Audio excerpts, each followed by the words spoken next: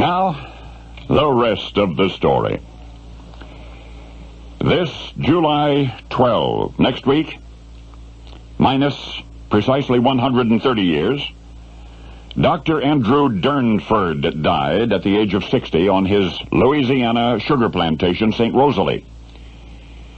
New Orleans news media carried his obituary the following day, revealing that Dr.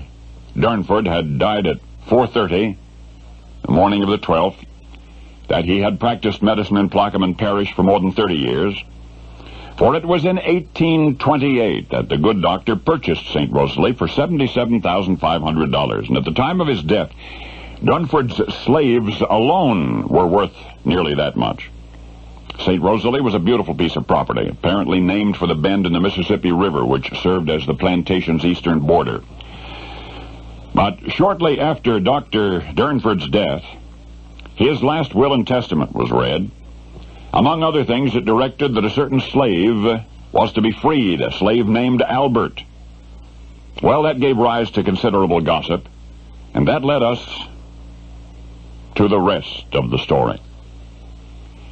Like a great many Southern slaveholders of his time, Andrew Durnford, concerning the issue of slavery, was tormented by his own ambivalence. He did not really believe that holding slaves was right, but as he once wrote, quote, self-interest is fashionable, and he was not prepared to give up everything, which is exactly what freeing his own slaves would have meant. To run his plantation profitably, he required slaves. That was that. However, it's intriguing to note that within a year of purchasing St. Rosalie, Dr. Durnford had acquired 19 slaves, which it seems served his purposes more than adequately, and yet he continued to buy additional slaves over the years, until at his death he owned 77.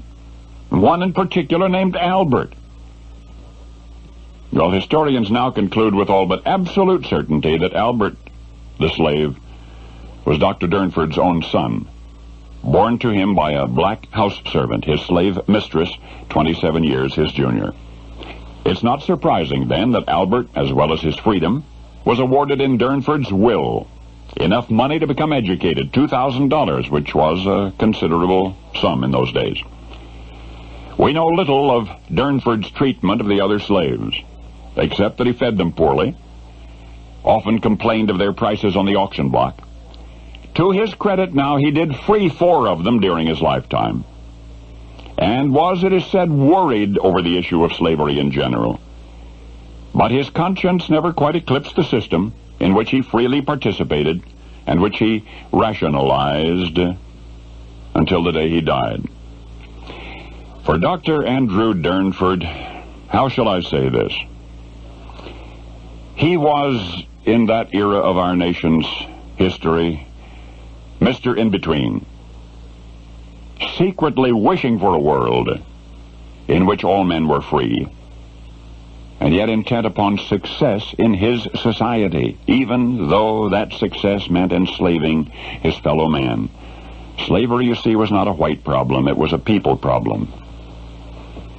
A cultural commentary on how basically good men sometimes compromise their ideals and even their own kind in a basically hard world. For Dr. Andrew Durnford, the wealthy, prestigious exploiter of black men and women, was himself a black man. And now you know the rest of the story.